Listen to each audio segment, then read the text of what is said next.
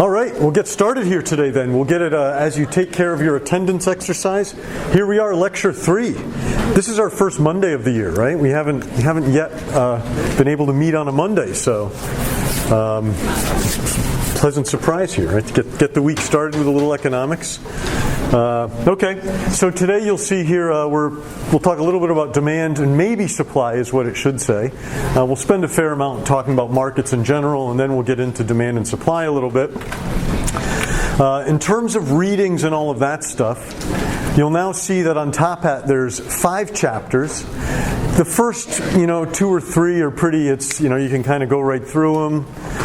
They're starting to get a little heavier, right, in terms of just, maybe, I don't want to say mathematics, but there's some graphics and there's some logic that goes behind the graphs that makes it a little bit more intense reading. So the time is maybe now to start ramping up your efforts in reading and homework if you haven't been doing that already. By the way, if you do log into the course Top Hat site, you should see all this stuff. Today is the 9th, right? Lecture notes, lecture recordings, they're all there if you want to look at any of that stuff. Homework, you'll see here we have 3 homeworks. This one should have a due date of October 2nd like the other 2, so I'll have to fix that. I just added this 3rd homework today, and this one has a little bit of a practice on comparative advantage. Some of the stuff we did last time. And here are the 5 textbook chapters. You can see that everything looks like it's assigned for homework, but let me remind you, the homework here is extra credit basically, right? Just if in the event that I have to check to see if you've actually been doing reading and making your grade, that's what I look at. That up there in the homework folder is your homework for the 20% of your grade homework. I've said it before, I'm sure I'll have to, or I will say it again too, just so we're all clear about what's what here. There's the Top Hat stuff. Chapter 5 is new. Here is a calendar of the next couple of class meetings here, next 8 to 10 class meetings. And you can see here I kind of have the 9th, the 12th. These are the days upon which we meet. The reason why I put this up here is, let's see, this is our 3rd lecture. We like to have a lecture after about 8 or 9 meetings. I like to have an exam, I should say. And that puts us right around the 30th as a good date for our first exam. And I think we're going to stick with that. That is my preliminary plan. I've penciled it in. I think on Thursday I will finalize that. But you can see, what is that, like a little bit more than, I guess it's 3 weeks away, right? A little bit more, yeah. And we'll do as I said in my first lecture, we'll do the standard thing there, which is we'll have a practice exam handed out on the 23rd, if indeed we decide to do it that day. And then we'll review the practice exam and anything else on the 26th, have the exam the 30th. One reason why I want to do that, I was sort of thinking about the 30th or the 3rd of October. The schedule gets a little screwy after the 30th. You may notice that I don't think we meet on that Thursday. I think the college is closed. And then there's they do this weird Hunter thing if you don't know about it. Then the following week, they make a Tuesday into a Monday. And so, you know what, while the schedule is nice and regular, maybe we can use that to get our first exam kind of underway. So, tentative plan that we'll finalize next time. And that, by the way, I do have the homework due on the 2nd of October. So we've discussed my reasons for doing this. That's a couple days after the exam. We have a couple more days to hone the homework. Okay, so if you're coming in late, attendance exercise, it's a sheet, write your name on it and hand it into one of those boxes in the back or give it to me at the end of class. You can do any of those things at the end of class. There's some extra sheets up here if you need them. Okay, let's see here. So I've gotten some suggestions about videos and all of that stuff. I know they're all terrible. I have a very hard time watching them, but students seem to like them, and I am getting some suggestions for how to improve them. Keep them coming. One of them was that it's hard to see the overhead projector. I've been thinking a little bit about that. I don't know what can be done about it, but maybe I'll think of something. Inconveniences. What did I have in mind when I don't know why I wrote that there. Okay. All right, so we might as well just dive right in here. And let me just remind you what we've been doing so far. So we've been talking a lot about opportunity costs and efficiency and how we might go about characterizing these things. And so last class in particular, we spent a lot of time kind of making our first economic model, right, which was kind of a glimpse into how economists think. We developed this thing called the production possibilities frontier, which was a nice way of showing a whole bunch of things, right? And maybe even getting some results that were a little bit unexpected, right? Learning some additional things about these basic ideas of opportunity costs and efficiency. So it gave us this definition of efficiency, which one interesting thing about this was that there's more than one way to be efficient, right? If we're using all of our resources fully in producing one of two goods, we're using them efficiently. And then we get out of this a menu of choice, right? The possibilities, the things we can do when we're being efficient. Well, another byproduct of this is a pretty clear definition of opportunity costs, right? As we slid along the frontier there, moving from left to right, we saw that as we got more of one good, we had to give up some of the other good, producing some of the other good. Okay, there's our opportunity cost, right? Well, we saw that this changed, right? The more of one thing that we did, and the less of the other thing that we did. Well, the ratio, the trade-off there was changing as well, and we justified this through this idea called the principle of increasing costs, right? As we do more of something, given we're already doing some amount of it, it gets more costly to do even more of it. Now, it wasn't so great, but hopefully you remember the big idea. So in this way, we got some very nice definitions of both efficiency and opportunity costs. And this principles of increasing opportunity cost is really important. We're going to see that it kind of crops up again. If we get to supply today, maybe we'll see how it works there. Oh, and one thing I say here is we use this to discuss this whole idea of Ricardian equivalence, right? Ricardian equivalence. Ricardian comparative advantage, right? Which had to do with different opportunity costs in different locations, different countries.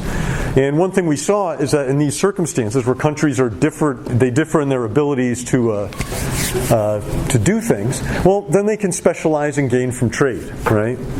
And this seems to be, or this always occurs when these countries have different opportunity costs.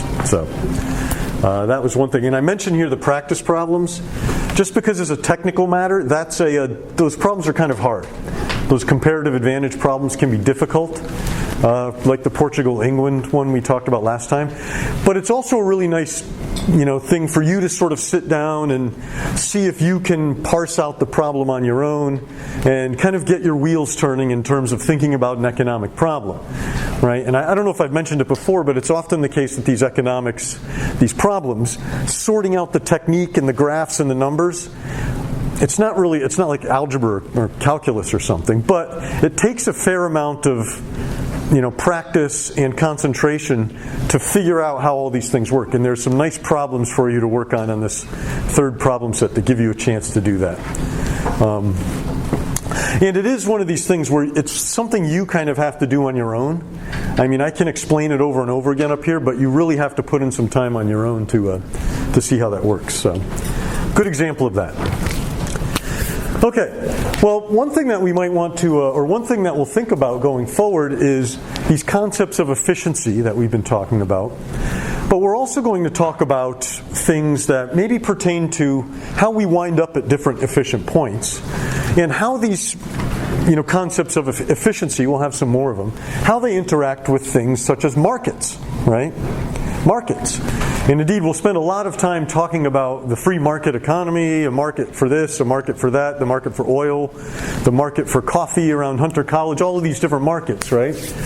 And so we're going to begin today the process of understanding what we mean by a market, how it works, and perhaps some of the more surprising implications for society at large about markets. So, well, I guess what do I mean when I say market? Well, we mean really just any circumstance under which a group of people who are trying to either buy or sell something interact, right? So it could be any one of those examples that I've given before, coffee or whatever, or oil. They could be global. It could be, the stock market. We could be talking about the market for education. We could be talking about a farmer's market, right? All of these things are places where people try to get together and trade. And most of what we say, almost everything we say will sort of apply to that, but it's almost like this, trying to define the concept. We all sort of have an idea of what a market is in our mind, but it's difficult to define, so we'll just kind of keep the definition loose and operational. Define it as we go along here. So, I actually have a decent definition there.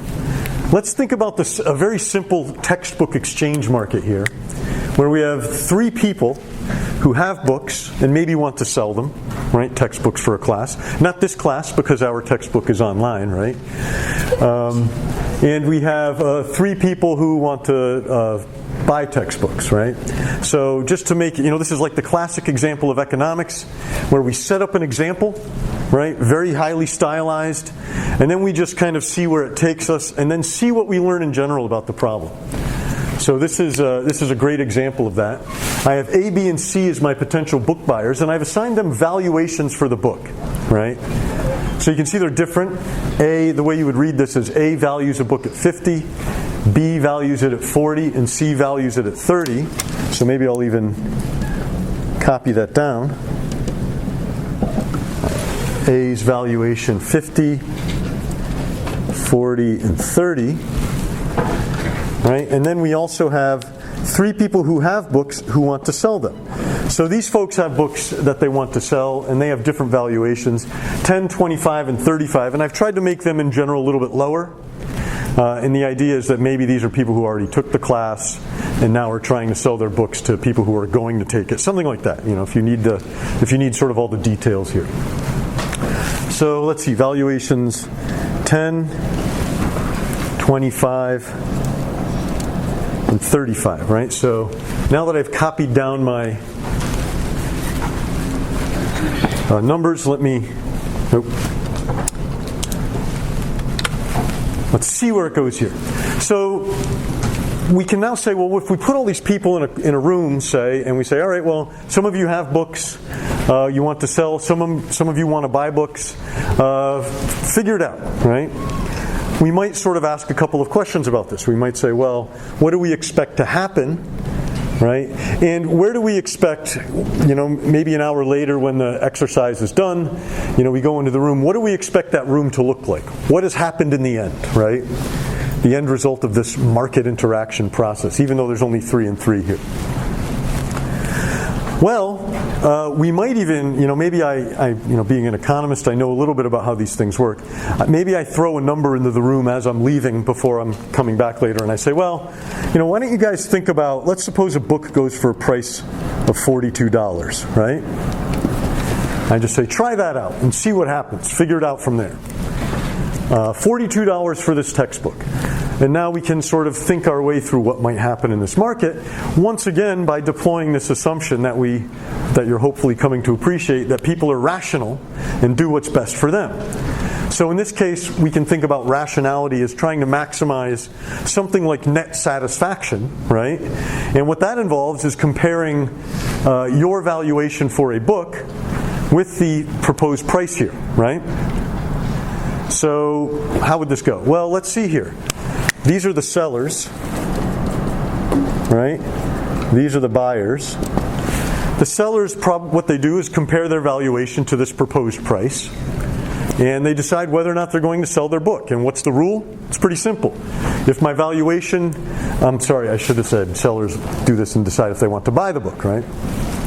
So it's pretty simple. You look at your valuation, you say, all right, well, let's see, my valuation if I'm A is 50, the book costs 42. I'll buy a book at that price. So seller, I'll buy a book.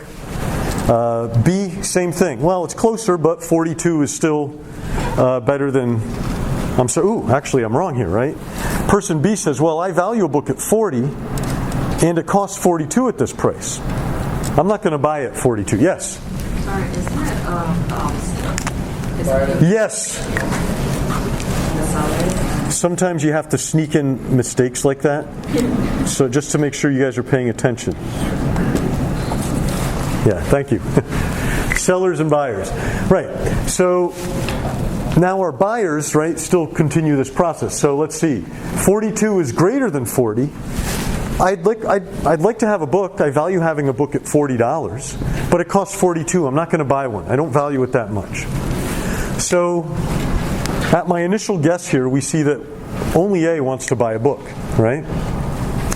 Well, sellers here, we can go over there and just kind of flip everything around and think about this in the other way, right? You say, well, let's see, I have a book. Do I want to sell it at this price of 42? And you can see here that person D is pretty ecstatic about this. A $10 book to me, $42, I'll do that all the time. That's $32 in surplus, right? Person E, by the same token, 25 is less than 42. I'll sell the book, as will F, right? So you can kind of see what happens at my initial guess of a price. 3 people want to sell, 1 person wants to buy, right? Well, we'll make this idea formal a little bit later, but you can kind of understand this as there being too many books now on the market, right? Relative to, and too many, we have a pretty precise definition, right? We see there's only 1 person trying to buy, 3 people trying to sell. Well, one logical thing to do might be D might say, well, geez, I'd like to sell you my book. I was willing to give it up for, something less than 42.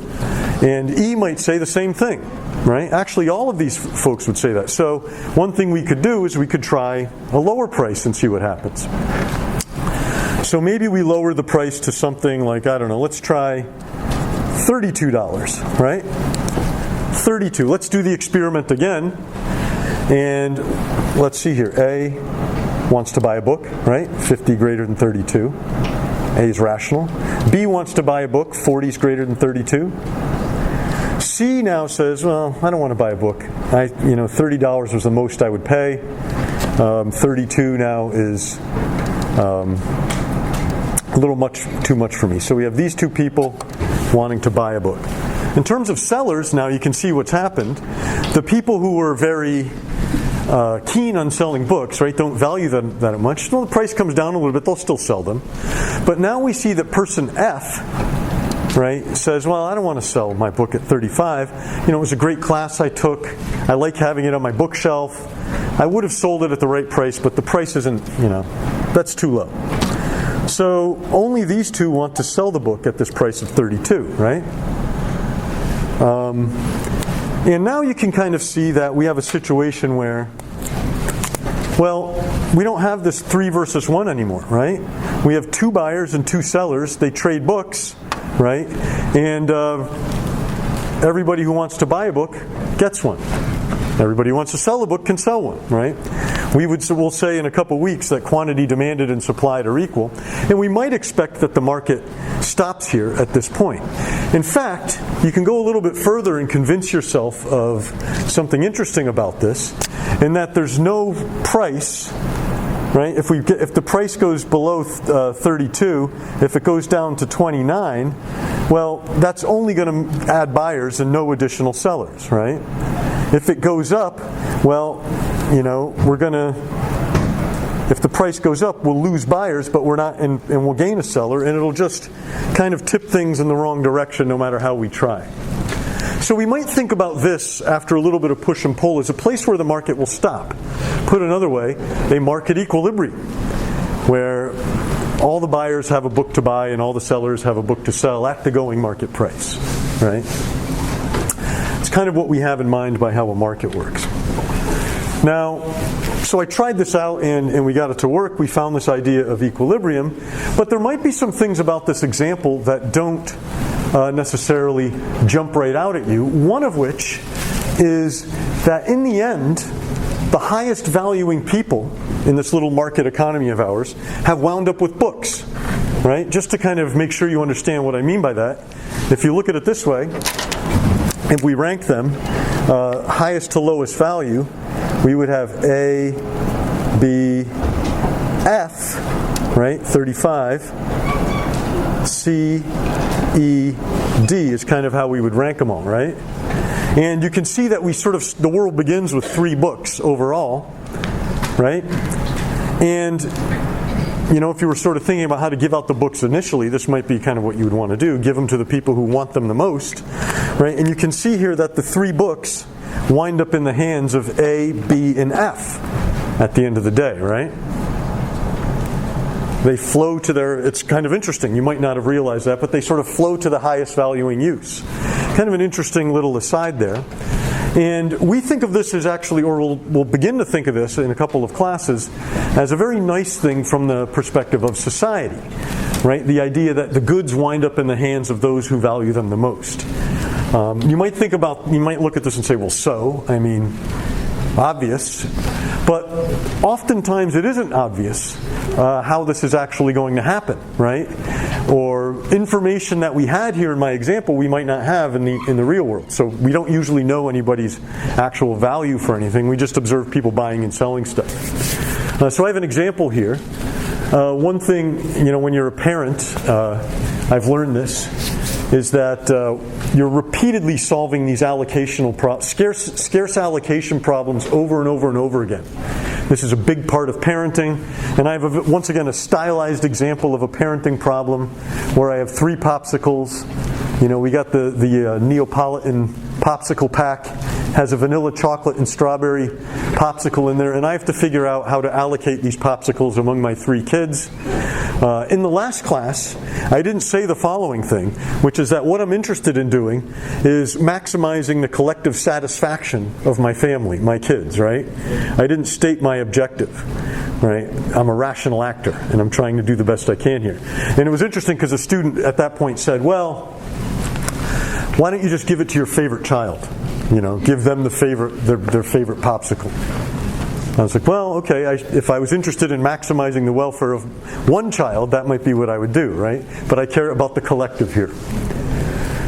So as the parent, of course, I've learned through trial and error and a lot of crying and fighting and all that stuff, who likes what, and maybe I've come up with the following here, that Thomas likes all 3 types of popsicles, maybe likes vanilla a little bit better.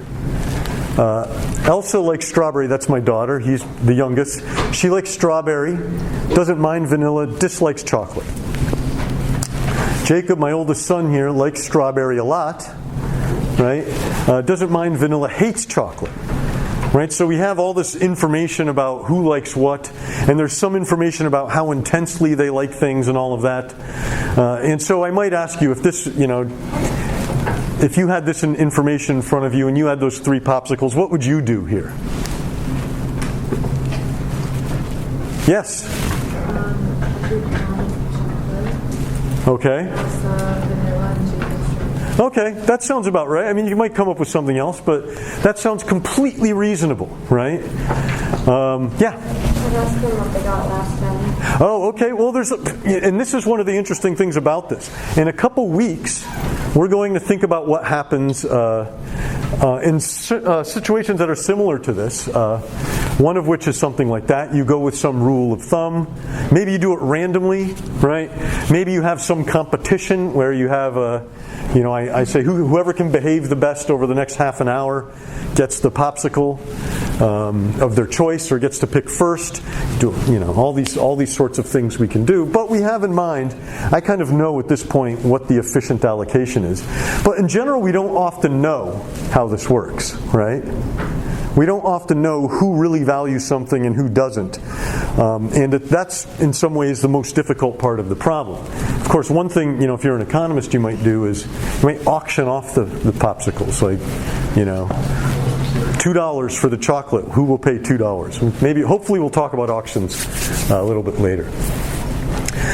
So that's kind of interesting. Now, if you go back to my example here, and you think about how it ultimately happened in the market, and you think about a situation in which we don't actually know the numbers, but we only know the outcome, well, nothing really changes from our perspective. We now can sort of intuit that a market should let the goods flow to the highest valuing use on its own, whether or not we know the values. Right? Nothing about my story there was predicated on us knowing any of the values. It's kind of an interesting thing that this market might allocate goods efficiently, right? And so that's a theme that we're going to follow throughout the course of the semester. So this market was chaotic. This market was chaotic, I mean. There's a lot going on. We're going to try to understand what really makes this sort of example tick, how general it is, how we bring it to all these different circumstances, right? This is just what we did with the PPF before. And so what we're going to do is another important and useful analytical way of attacking a problem, which you could think about as kind of dividing and conquering, right? So you want to break a problem into its components and make sure you understand the components and then sort of recombine them and then see how all the machinery works when it's all put into place at the same time. So that's what we're going to do. And what we can do is we can begin by just breaking it in the world into demand and supply, right? We can say there's some people who want to buy things and there's other people who are selling them. Let's think about the buyers first, right? And we can start off with this basic premise, which we'll call the law of demand here, which says basically when prices go up, the quantity demanded of anything goes down. When the price goes down, the quantity demanded goes up. That's a really rough way of saying it, and we have to kind of qualify it a little bit more, right? We have to be careful in qualifying it. We have to add in this key assumption, ceteris paribus, right? That's the in Latin for everything else equal. Right? Now, why do we have to have this here? Or why do we have to assume that everything else is equal? Well, think about it this way. So, we have this assumption that people are rational, right? And so that might mean my valuation is here, right, let's say. And I'm rational, so whenever my value is greater than the price, I buy the product, right? So, you take the price that's lower, I buy the product. As the price goes up, I don't buy once it gets greater than my valuation, right? We need this to be sort of constant for this rule to hold. So we can't have things changing in the background that move my valuation all over the place for this to make sense, right? So if we're talking about popsicles, we have to sort of hold, Baker, will you buy a popsicle at a price of $1, say? Yes. Baker, will you buy a popsicle at a price of $1? $2? No. Baker, will you buy a popsicle at the price of $3? Yes. How could that happen? Well, it could happen if my value changes in between as I'm asking the questions, right? So maybe the weather got warmer out there, right? And I suddenly decided I would like to have a popsicle, even though the price went up at the same time. We want to sort of rule that out. And you might even think about this as just good science, right? You fix everything but one thing and then you change it and see what happens, right? Later on, what we can do is circle back and then think about what happens when we change more than one thing. But that's really what's going on. So when we say other things equal, we mean this law of demand holds, right? Provided that incomes don't change. That's one thing that could make your demand go up, right? Baker, why will you pay $3 for a popsicle all of a sudden? Well, I just got a raise. And, now it's $3. Who cares? Right? The weather was hot. That was a good example. Right, and we'll get into all of these examples. I have another one that we'll talk about in a second. And for those of you who are saying, well, I don't think this is very useful if we have to assume this, well, rest assured, we're going to be able to put everything back into the model in a way that hopefully gives you that allows us some insight here. Okay, so think about my little experiment there where I'm sort of fixing your valuation, or maybe, popsicles, you might want to have more than one. You have some sort of notion in your mind about how much you value different amounts of popsicles or additional popsicles or whatever, and I just start asking you questions, right? Given your values are all fixed, how many popsicles will you buy if the price is this? How many will you buy if the price is that? So on and so forth. I ask you this question repeatedly. Well, I should have switched my example because I have this example here. That's this fictional person named Tina. I could probably I was thinking, why is it Tina? And I've kind of lost track of that. I could probably change it because it doesn't say the name anywhere else here. But to think about that. Anyway, so we're talking now about Tina and her demand for bottles of water, right? And so think about that thought experiment where she has some valuation fixed in her mind, and I just ask her, hey, how many bottles are you going to buy in a day if this is the price? And these are the sorts of answers I get. Price of $2 a bottle? Tina says, no thank you, don't want it, right?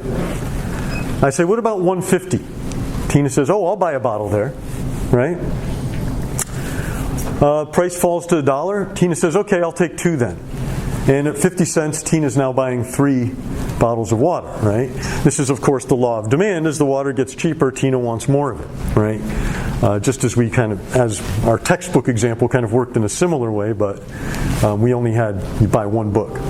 Okay, and so you can think about demand here. Tina's demand is either being this schedule, just a list of questions, or you can even think about it as this graph, and maybe the graph is the better way to think about it, because you get this notion that we can even fill in the gaps if we want to, right, between the points, which is actually sort of important. I'll come back to that in a second. So one thing that's weird here is that high school algebra or whatever you take, I don't know which class it is, y equals mx plus b. You know that formula, the point slope thing where you graph x and y?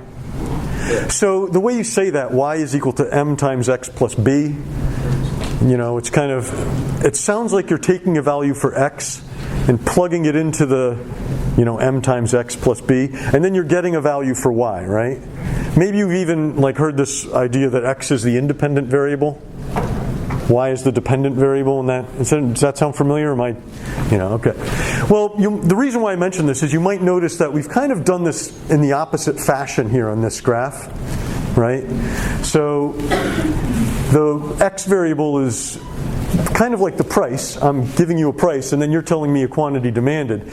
Well, I have the x in some sense on the vertical axis, which is weird, and the y down here. So this is something that happens a fair amount in economics. There's a really good reason for it, and it's actually it's a fascinating piece of economic history, and we'll get to that maybe a little bit later, why we do it this way. Maybe you'll even see on your own. Oh, another thing about drawing the curve and then filling in the gaps. Well, one thing that's interesting about that is we're actually, without even knowing it really, we've encoded Tina's information about how much she values water on this graph, right? As an example, when we moved from A to B, Tina did not buy a bottle of water, right, at 2, but then she bought one at $1.50. So Tina, being rational, we can say, probably values that bottle of water somewhere between 2 and $1.50, right?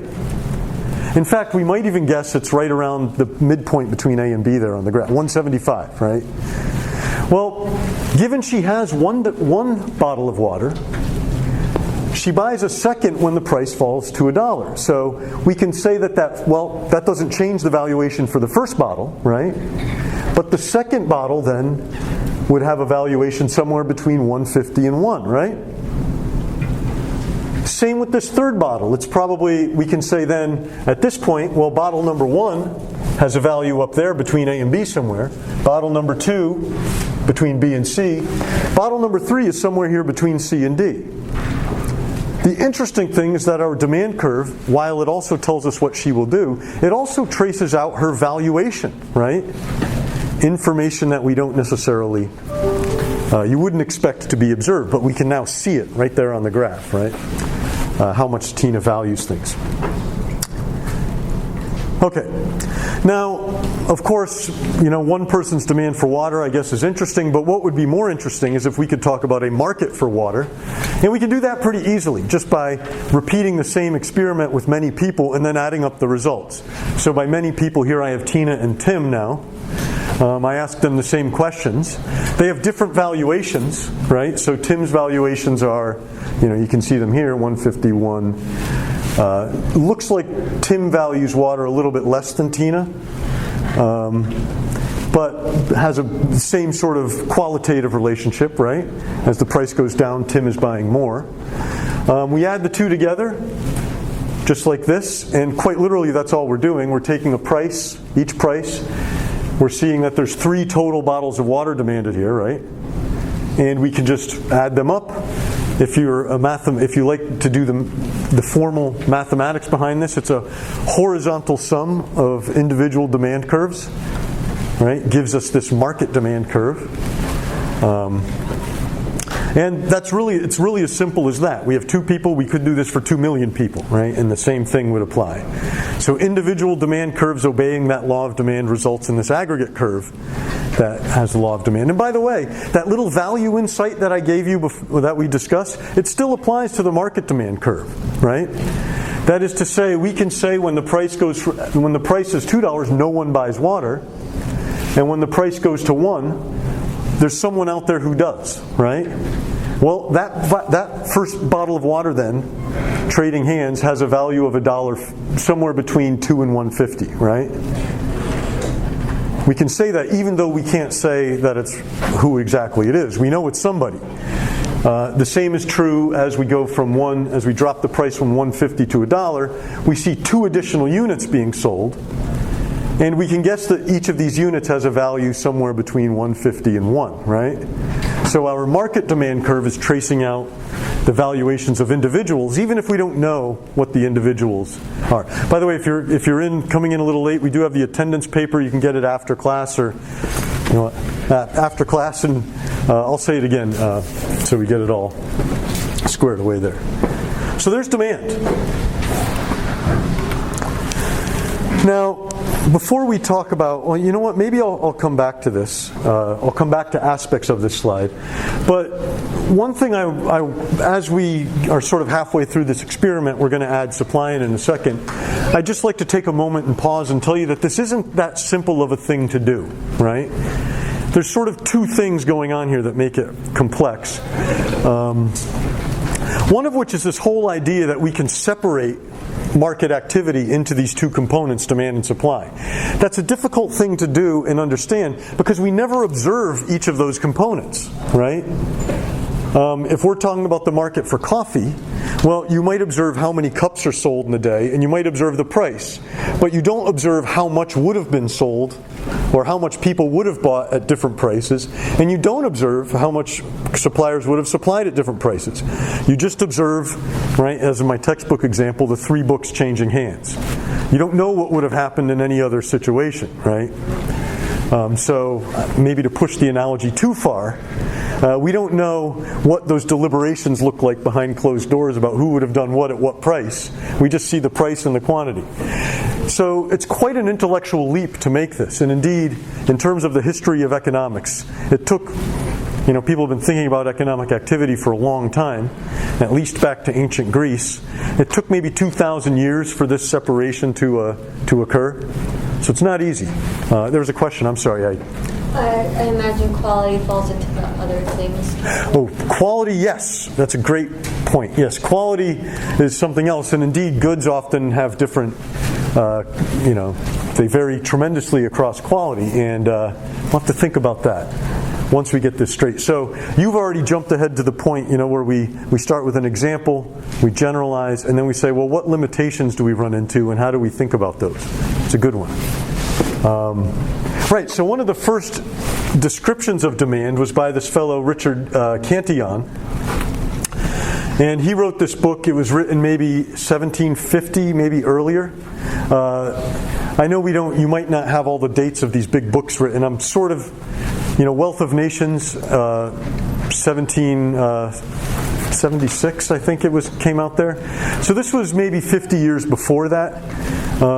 Cantillon described something that very much looks like a demand curve here. So you can see here the interesting thing about this book is it was written and then it just kind of disappeared and no one knew about it for almost a century.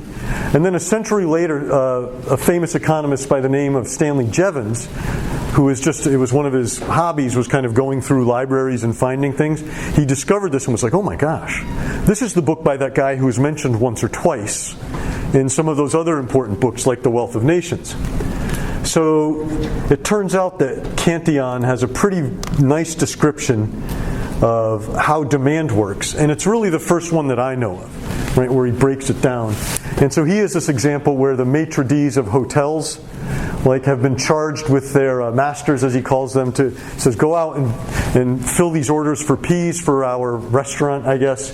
And one hotel owner says to the maitre d', he says, I want you to fill this order at anything up to 60, right? 10 quarts, is that what it is? 10 quarts, yes. Another maitre d' gets the instruction, anything up to 50, I need 10 quarts. A third and a fourth, well, they have, pay up to 40, pay up to 30. And in this way, he gets this demand curve, which he says when the price is this, total demand will be 40. When the price is this, total demand will be 20. And he talks a little bit about supply of peas as well. So it's kind of an interesting, the first one that I've seen in the economics literature. Now, one of the other things about Cantillon was he was a very wealthy man. He had houses all over Europe, in all the big capital cities of Europe. He made his money in the Mississippi bubble, which I don't know if you know anything about the Mississippi bubble. It was something that happened in France, 1716 to 1720. What was going on was this big experiment in finance where, for various reasons, France was trying to convert its money into paper money, backed by the value of the Mississippi territory, right, which is roughly the Louisiana Purchase, right, and so the idea was to sort of sell deeds in this land and use it to back the currency of France.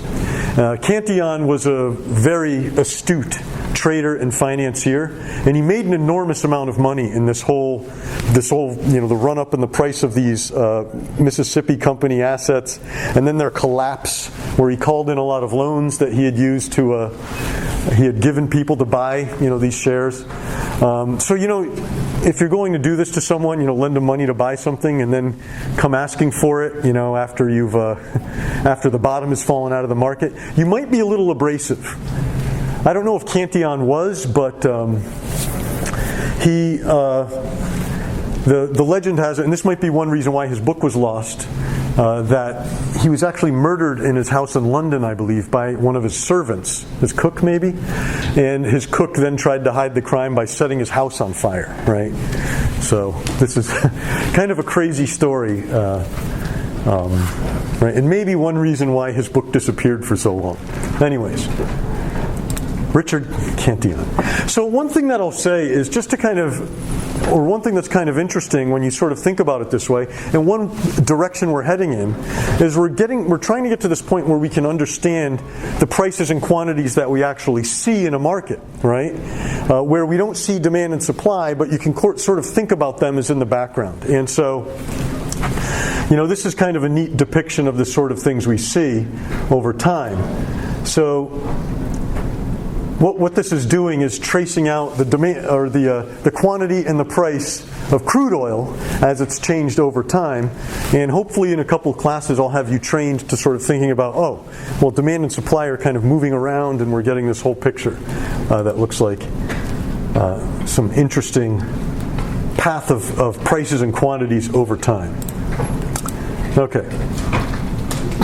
So, yeah, I mentioned here Cantillon also was one of the first economists to formulate a theory of entrepreneurship, right? Which we'll also talk about coming up, right, in the future. Okay, so ceteris paribus, that's a little bit troubling that we have to have these lines fixed in position, right, for our law of demand to work. Well, the good news is we can actually build in just about anything we want into our model of demand.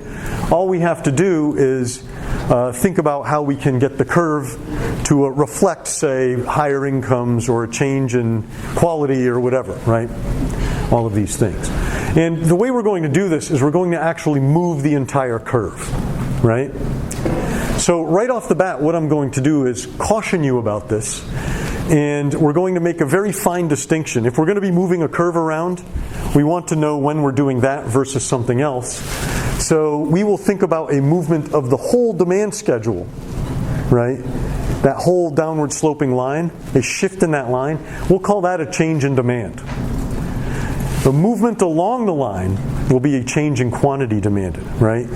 And I'll get to this in a second, in a point here. So, why is it the case that shifting a demand curve could represent something about changing tastes? Well, let's look at Tina's demand. I think I can graph it right from memory here, and I'll turn off that thing in a second.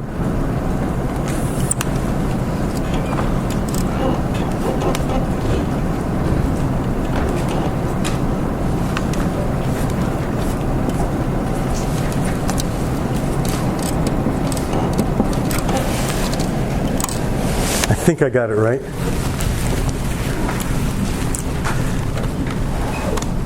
Okay, well, think about it this way. What we're trying to do is we're trying to reflect some change in the world that reflects something about how Tina's demand changes. So, as an example, let's suppose that a heat wave is coming for the next couple weeks, and we suspect that Tina's demand for water will be higher than it was otherwise. Her whole demand, right? So we're not saying anything about the price. We're just saying that she'll want more water than she would otherwise. Well, one way of thinking about this is Tina would now be willing to buy more water at any given price than she would have before, right? Let's say that it just works out so that she wants 1 bottle more than she would have otherwise, and with this change in weather, right? So one way we would reflect that is now at a price of $2 instead of 0, she wants 1. At 1.5 maybe, instead of 1, she wants 2, and 3 here, right? So you can kind of connect these points, and you see here that this desire for more water is reflected by a shiftward out or up even of this demand curve, right? And so that's how we think about, this factor that's changed demand. Well, what does it mean? Tina now wants more or less at any given price than she did before, right? And so once we have that paradigm in place, we can kind of move with it and discuss various different applications. Yes? Sorry, what's the name for that line again? This line? This is, I guess I would call it, the whole line is demand. I'm glad you asked that question. You can say this is the demand curve, the demand schedule, right? But let's distinguish it from one point along this line, which is a quantity demanded. Okay, it can take a little bit getting used to, but that's that's how we're kind of thinking about this. Yeah.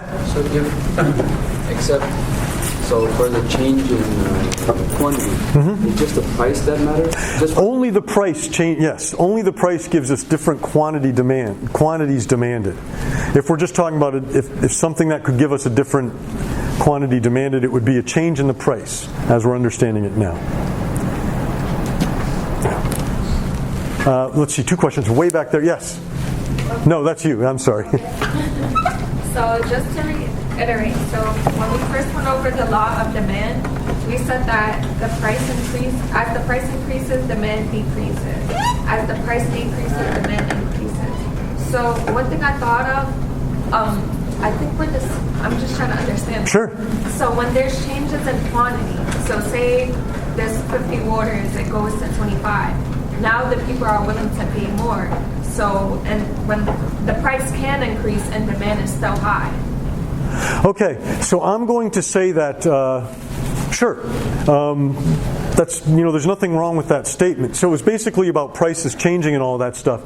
One thing I will say is we haven't gotten that far yet, right? In some ways, what you're doing is adding supply, and you have the natural impulse to kind of put supply in there already, right? I'm getting there as fast as we can. We want to know how the market works, and we only have half of it here, right? Good. That's a decent point. Okay. Oh, second question? Yeah. Demand and quantity demand always are usually moved together? That will depend upon a lot of things. Once again, I think when we put it all together, you'll see how and it's great, by the way, that you're pushing me towards, you're like, get on with it, Baker, get to the market, right? So I'm trying to get there. Okay, so now we have this general idea. Let me turn this off here. that we can, if we want to bring one of these other things that we had to hold fixed into the equation, we can, and we'll just have to do it as shifting the curve, right? And so the way I would kind of like you to do this is kind of think about the situation. Maybe it's like divide and conquer within the divide and conquer. So if something changes about someone's situations, does it make them want to buy more at every price? Or does it make them want to buy less at every price? And then shift the demand curve accordingly. So tastes and preferences. My heat wave example was effectively what you might classify as a change in taste, right? Something has happened that has just made this person more inclined to buy water at every price than they were before. The weather, right? So that's one possibility. Another possibility might be some report that comes out that says, well, plastic bottles, in fact, do a lot more environmental damage than we thought they did before. And Tina, maybe being environmentally conscious, says, well, I'm not going to buy as much bottled water because I don't like that this does more damage to the environment than I thought. So that would be something that maybe shifts Tina's demand back, right? Shifts it in. She's less willing to buy water at any given price than she was before, right? And so there are all sorts of things that you can put into these tastes and preferences that allow demand to shift around. One thing that is a little bit more complex but is also interesting, and if you don't get all of this now, we'll talk about it next time again, are the prices of related goods, which play a pretty important role in any market. So, right, as a parent, this little sub-theme to the lecture today, I drive to soccer practice and all that stuff, and invariably you forget things like the bottle of water that you're supposed to have, right? So maybe we have to stop at a convenience store, and then something that plays out over and over again is, I'll get you a water, and the kid says, no, how about a Gatorade? And I say, oh, whatever, And then I go into the store and I look at the prices and I say, well, Gatorade's cheap, so why not? If it just happens to be. And so I buy Gatorade instead of water. In the economics lingo, we would say it's a substitute, right? I buy Gatorade instead of water. And of course, my decision to buy water will depend upon how expensive Gatorade is, right? In particular, if Gatorade is really expensive, right? I'll buy more water, right? If Gatorade, which is in some sense a substitute good for water, at least at soccer practice it is, right? When its price is high, I buy more water. Of course, if the price of Gatorade is really low, I'll buy less water. So you can see that I'm varying the price of Gatorade, and what this is doing is changing the demand for water. Price of Gatorade up, demand for water up. Price of Gatorade down, demand for water down. And this is typical of goods that are substitutes. Right? That's one thing that will shift demand. Not always the case for goods that are complements, right, as the case may be. So what is a complement? It's a good that you buy with another good, right, that you buy together. So a great example might be something like in my first class I used chicken and barbecue sauce. You have to think of these things, and afterwards you say, oh, I should have done this. So here's a better example. Game consoles and games, right? You'll be more likely to buy, say, a PS5, right, when the price of games is low, right? Why? Because one is only good with the other. You use them together, right? Oh, look at all these great games I can buy at this really low price. So I'm going to go ahead and spend the money on a PS5. My demand for a PS5 is higher, or demand is higher in general, when there's a lot more games to buy and the games are cheaper, right? And so you might say that those are complements, just like chicken and barbecue sauce or something. The price of barbecue sauce is astronomical. You'll buy less chicken. It's a little bit, Not perfect, but you get the idea. Of course, if the price of beef is high, well, then you're probably likely to buy more chicken because they're substitutes, right? This, by the way, there's some problems in your problem sets where you work a little bit with complements and substitutes. It's a great example of a problem that you can logic your way through. It's not really a verb, but you can get through logically. And it's a great way to just sort of practice breaking a thing into a sequence of things. If this, then that. If that, then this follows. And now I've gotten this whole implication for shifting demand. And of course, we're going to want to bring this to market activity in the end. So one thing that's really interesting about all of this, and another point of nuance, is how income changes influence demand. And usually what happens is as your income goes up, you just buy more things, right? Bottled water is a great example. I don't think I ever bought any bottled water when I was in graduate school. And the reason was because I had almost zero income, right? Now I buy all sorts, you should have seen the type of beer I would buy in those days. It wasn't so great. But now, of course, I'm a beer snob. I only $5 a bottle. It's whatever. Pale ale. Right. So as your income goes up, you buy more and more and more of most products, but not everything. Those things that you buy more of, right? Clothes, maybe bottled water, all of those things we think of as normal goods. More income, more buying of that stuff, right? But there are these class of goods that you buy less of as you get more income, right? One example might be, well, let's see. Back in the many years ago, I was actually in Gibraltar, and it's that little island like at the very end of Spain. And I went in, I just happened to walk by the store that sold like liquor and wine and all that stuff. And there were all these types of whiskey I had never heard of before. And I was one of them was like called not Highland, but Heeland Legend. There was Claymore. And I was like, well, those look neat. They had neat pictures on the front, like a guy with a kilt and everything. And then I went in and I noticed the bottle was plastic. And the price was pretty low. It was a couple of pounds. And I was thinking, this is maybe one of those inferior goods. Like, you don't buy this if you have money to buy something else. Whiskey in a plastic bottle, right? So that might be one example. Another example is maybe canned vegetables, right? Or frozen vegetables.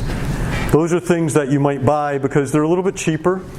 Right? You can save them a little bit more, but as your income goes up, maybe you don't buy those anymore, and you start buying something else like, fresh vegetables, maybe even organic vegetables, right? Inferior goods. So there's a whole bunch of other things that people often lump into this category. So, I like living in New York because of the mass transit, but in a lot of places, people think of mass transit as an inferior good.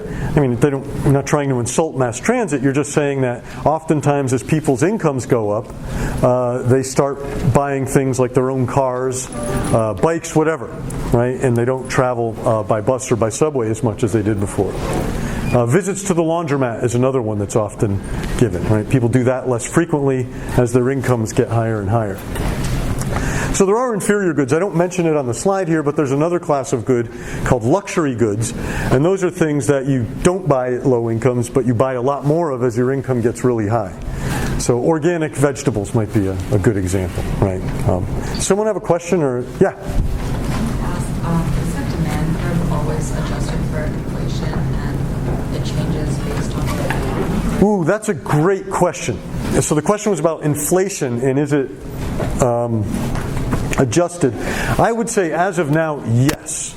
We would understand, and we've gotten, that's the third part of the class is thinking about inflation and what it does. But you would have to think about the level of prices in general as constant, right? So if there's inflation, if there's wage inflation, if there's all general price changes, that can wreak havoc with your demand curve. So that's another thing. How it exactly works, we'll leave it behind, or we'll leave that to the side right now. And good question though. Okay, so we can get a little practice, and we can imagine what happens to demand in all of these little circumstances here. I'll just give you my kind of arm shift here to think about which way it goes.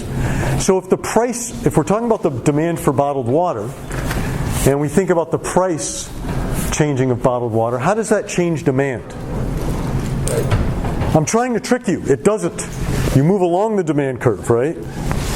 It's a dirty trick, I know. 1 hour into the lecture, I think studies actually show that you can draw a graph that looks like a demand curve of how much people retain of what you've said in a class, depending on how far into the class you are.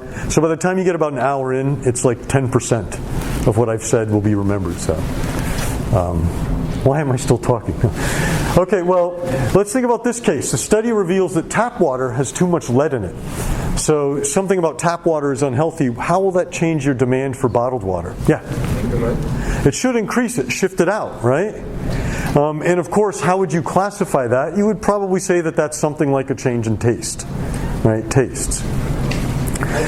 The price of a can of soda increases. So this one's I've added a little teaser here. Suppose maybe the people in charge of whatever, they think that soda is unhealthy, and they think, well, maybe we should have people drinking less canned soda. So we're going to put a tax on it, thereby raising its price.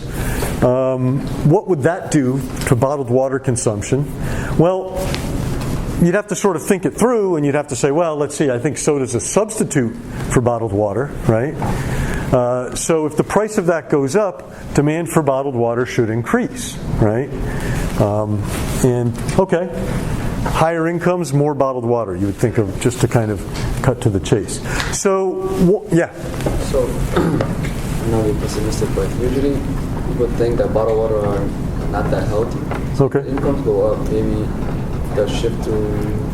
Oh, that could be. I mean, maybe it's getting to the point where bottled water is an inferior good, right? And now what you do is you buy a water purification system and do it yourself or something like that, right? That's possible.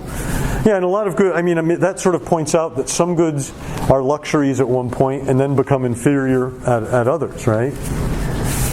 That's possible too. So like certain brands of cars might have this property, right? That as your income goes up, you're more likely to buy a certain sort of car, and then as it keeps going up, you become, maybe you start thinking about buying like Bentleys or something like the Rolls Royces or whatever.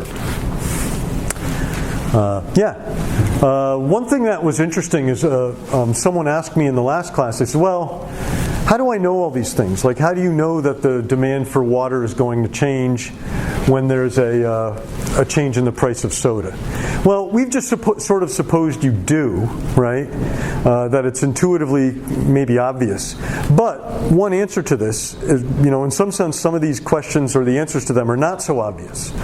And I think if you move on and take Eco 200, principles of microeconomics, you'll see that a lot of the way you answer these questions can depend in rather complex ways on how goods and income good prices and income interact. And of course, if you take statistics or econometrics, you learn how to actually take some numbers and figure out how large the effects are, right? So if you have a tax of 10% on a can of soda, how do we expect that to change the price of soda? And then how do we expect that price change to impact the demand for bottled water? You'd like to figure out all of these numerical things, which is kind of what you really want to know if you're doing policy. So there's that sort of out there, another sort of thing to think about. Okay, just quickly on supply and the law of supply. I think we'll dive into this next class, but we're going to attack this part of the problem in almost the exact same way we thought about the law of demand, right? We're just going to sort of go through by first principles, think about shifters of supply, what we learn from, graphing out a supply curve, and then we're going to put the two together into equilibrium. And of course, one thing that'll be neat about supply is it'll give us kind of a market interpretation of this principle of increasing costs that we talked about in the previous class. So because I need a couple of minutes to collect all of these attendance sheets, if you haven't done one, I have extras up here. There's probably some in the back. You can do it, and you can either plop it in one of those boxes on the floor, or you can give it directly to me. Either way is good.